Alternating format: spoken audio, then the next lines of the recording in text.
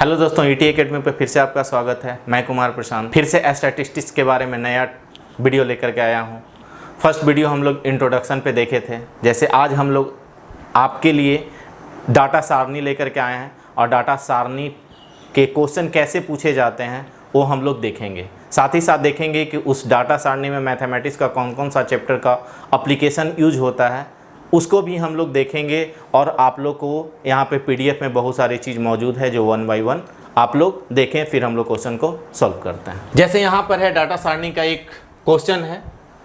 ये क्वेश्चन दिया हुआ है कि विगत वर्षों में 6 विभिन्न राज्यों में एक प्रवेश परीक्षा में बैठने वाले उम्मीदवारों की संख्या लाख में दिया हुआ है, जो कि एन जो रिप्रेजेंट कर रहा है नंबर ऑफ स्टूडेंट को है जो परीक्षा में बैठ रहे हैं, और यहाँ पर पी जो है उसका परसेंटेज, पास होने वाले विद्यार्थियों का परसेंटेज दिया हुआ है।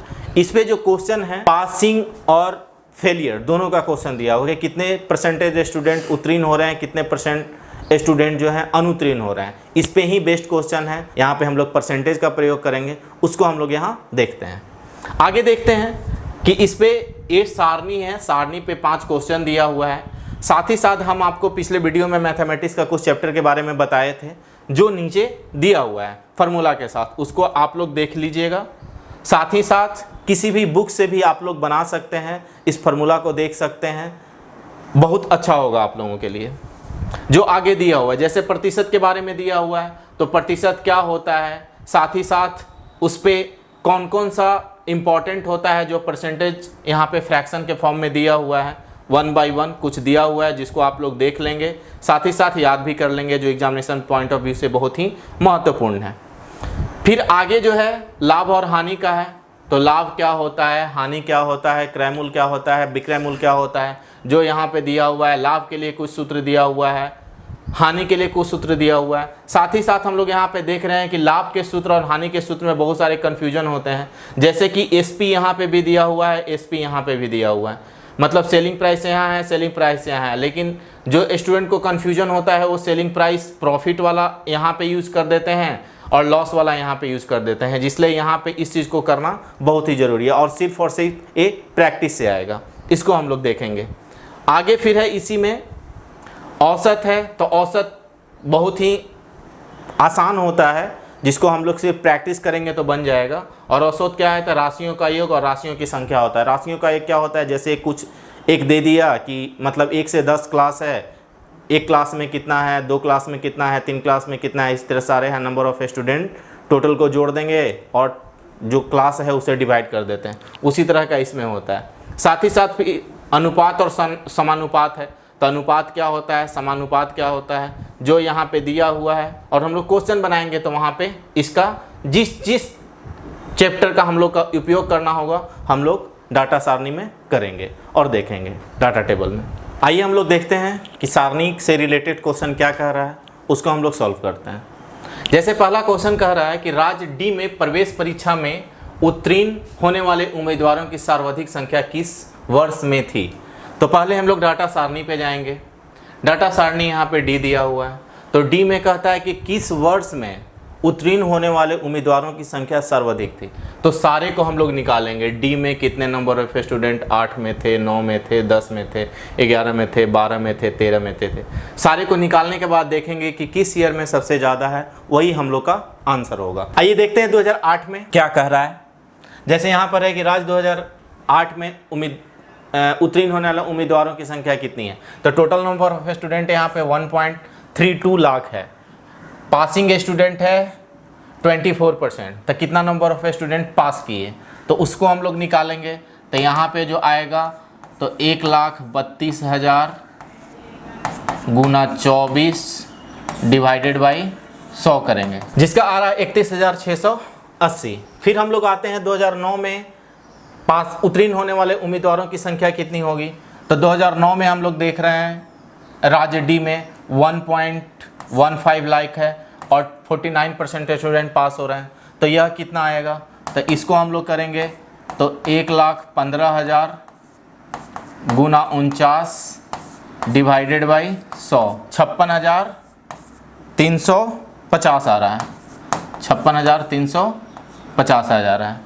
साथ ही साथ यहाँ पे हम इसलिए लिख दे रहे हैं क्योंकि हम पहले से क्वेश्चन सॉल्व करके आए थे जिससे कि वीडियो लंबा नहीं हो, इसलिए मेरे पास PDF है जिसको हम लोग यहाँ पे देख के कैलकुलेशन कर दे रहे हैं। ये आप लोग जो है कैलकुलेटर के माध्यम से अच्छे से कर सकते हैं। फिर 2010 में देख रहे हैं तो 2010 में नंबर ऑफ स्टूडेंट है 1.96 और टोटल परसेंटेज है 35%। फिर उसी तरह से इसको निकालेंगे, 1,96,000 गुना 35 डिवाइडेड बाई 100, तो इसको निकाल रहे हैं तो ये आपका आ जा रहा है 68,600।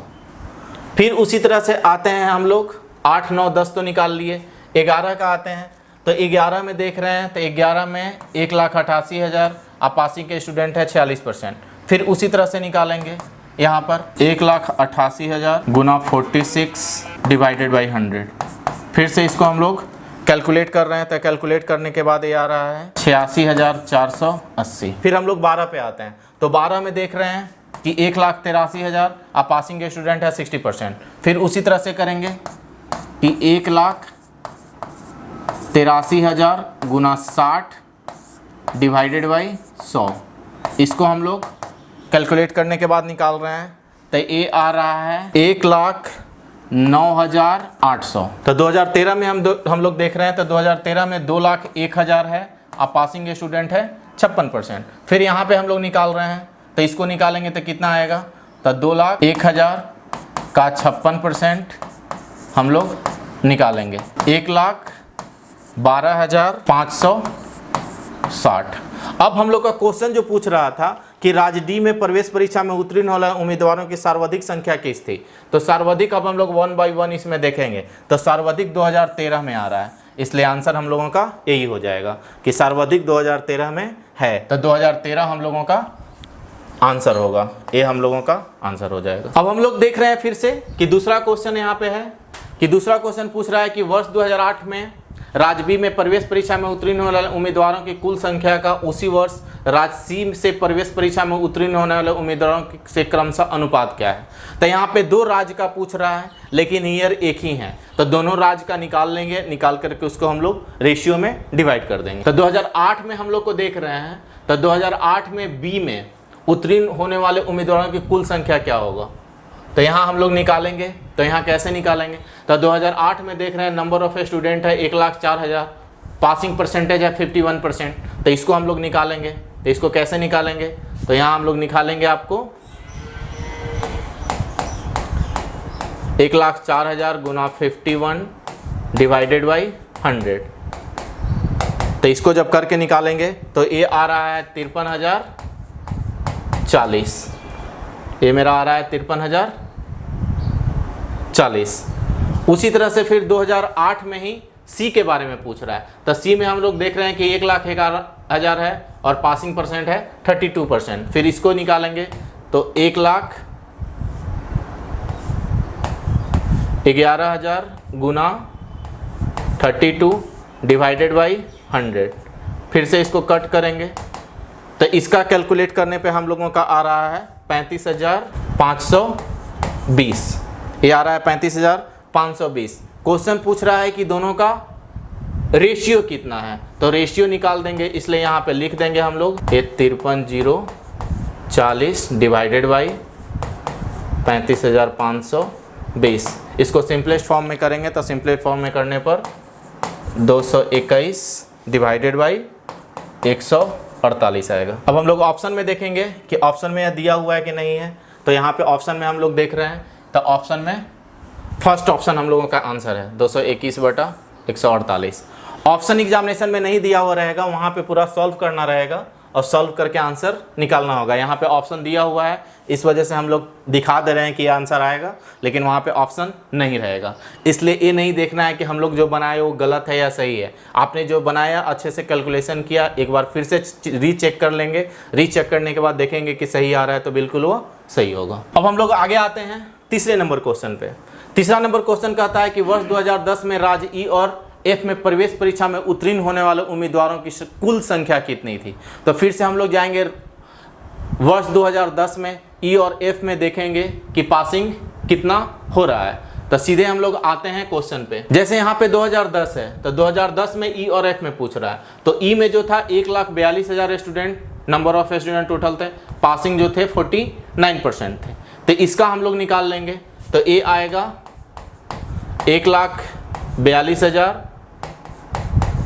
गुना 49 और 100 से उसको डिवाइड करेंगे तो यह परसेंटेज निकालेगा। तो ये जो आ रहा है आपका, ये आ रहा है 69,580। ये आया मेरा ई का, ये मेरा आ रहा है ई का। अब हम लोग देखेंगे एफ का कितना आ रहा है। तो एफ में हम लोग देख रहे हैं, तो एफ में देख रहे हैं कि 1,58,000 है, पासिंग है 26%।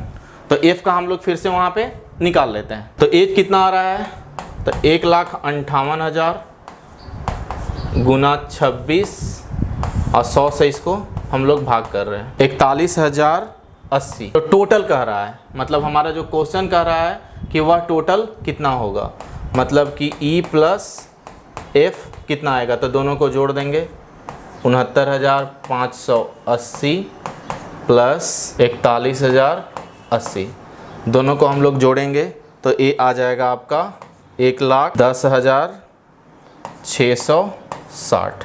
ये मेरा आंसर होगा। क्वेश्चन सोल्व करने के बाद हम लोग देख रहे हैं कि तीसरा जो ऑप्शन है, तो तीसरा का ऑप्शन कौन सा होगा। तो तीसरा में मेरा ऑप्शन आंसर आ रहा है 1,10,660। तो 1,10,660 मेरा बी ऑप्शन है, इसलिए मेरा आंसर सही है। अब हम लोग आते हैं चौथा नंबर क्वेश्चन पे कि चौथा नंबर क्वेश्चन क्या कह रहा है। तो चौथा नंबर क्वेश्चन जो है कि वर्ष 2011, 12 और 13 में राज्य डी से प्रवेश परीक्षा में बैठने वाले उम्मीदवारों की औसत संख्या कितनी है। तो ये सबसे इजी क्वेश्चन है, इसका हम लोग देखते हैं। 2011, 12 और 13 में राज्य डी में, तो सीधे आ जाएंगे डी पे और डी में हम लोग देखेंगे। तो डी में 11, 12 और 13 के बारे में पूछ रहा है। तो राज्य 2011 में 1,88,000, 12 में 1,83,000, 13 में 2,01,000। तीनों का औसत हम लोगों का निकालना है। तो तीनों का यहाँ पे औसत मेरा कितना आएगा, तो औसत जो आएगा 1.88 प्लस 1.83 प्लस 2.01 डिवाइडेड बाई 3। तो यह टोटल को ऐड करेंगे तो 5.72 डिवाइडेड बाई 3, यह लाख में आ रहा है। तो इसको हम लोग जोड़ेंगे तो कितना आ जाएगा, 5.72 मल्टीप्लाइड बाई 1,00,000 डिवाइडेड बाई 3, तो ये आ रहा है 5,72,000। तो हम लोगों का आंसर आया है 1,90,666.2/3। यहाँ पे देख रहे हैं कि डी ऑप्शन हम लोगों का है और यही इसका आंसर होगा। अब लास्ट क्वेश्चन है कि वर्ष 2011 में राज्य ए से प्रवेश परीक्षा में उत्तीर्ण न होने वाले उम्मीदवारों की संख्या। अभी तक क्वेश्चन पूछ रहा था कि उत्तीर्ण होने वाले उम्मीदवारों की संख्या, इस बार पूछ रहा है उत्तीर्ण न होने वाले उम्मीदवारों की संख्या। तो हम लोग इस बार अनुत्तीर्ण के बारे में निकालेंगे। तो वर्ष 2011 में अब हम लोग सीधे चलते हैं, राज्य ए में प्रवेश परीक्षा में उत्तीर्ण होने वाले। तो राज्य ए में आते हैं, तो राज्य ए में 2011 में नंबर ऑफ स्टूडेंट कितना था, 1,98,000, पासिंग जो था 51% था। तो यहाँ पे देख रहे हैं कि कुल कितना था, तो कुल जो था 1,98,000, ठीक है। यहाँ पे उत्तीर्ण जो था, उत्तीर्ण था 41%। तो अनुत्तीर्ण कितना हो जाएगा, तो अनुत्तीर्ण हो जाएगा आपका 100 माइनस 41%, 59%। अब यहाँ पे आ गया मेरा अनुत्तीर्ण का क्वेश्चन, यही पूछ रहा है कि अनुत्तीर्ण होने वाले की संख्या कितनी है। तो अभिष्ट उत्तर जो आएगा कितना आएगा, तो 1,98,000 को हम लोग 59% यहाँ पे निकाल देंगे। तो इसको हम लोग निकाल रहे हैं, तो ये जो आ रहा है मेरा 1,16,820। अब हम लोग देखते हैं कि 1,16,820 ऑप्शन में है कि नहीं है। तो यहाँ पे देख रहे हैं कि 1,16,820 हम लोग का डी ऑप्शन है, ये था। तो आज हम लोग 5 क्वेश्चन देखे हैं जो कि हम लोग का डाटा सारणी से था। अब डाटा सारणी के बाद फिर हम लोग आगे का जो चैप्टर है उस पे देखेंगे क्वेश्चन। फिर से हम लोग इस क्वेश्चन को सॉल्व करेंगे और पहले जितना चैप्टर टॉपिक वाइज क्वेश्चन है उसको सॉल्व कर लेते हैं। उसके बाद फिर हम लोग प्रीवियस ईयर क्वेश्चन को भी सॉल्व करेंगे। फिर हम लोग नेक्स्ट वीडियो में आगे वाला चैप्टर को लेकर के आएंगे और उसके बारे में हम लोग बताएंगे कि क्या क्या क्वेश्चन है और कैसे उस पे क्वेश्चन को बनाना है। धन्यवाद।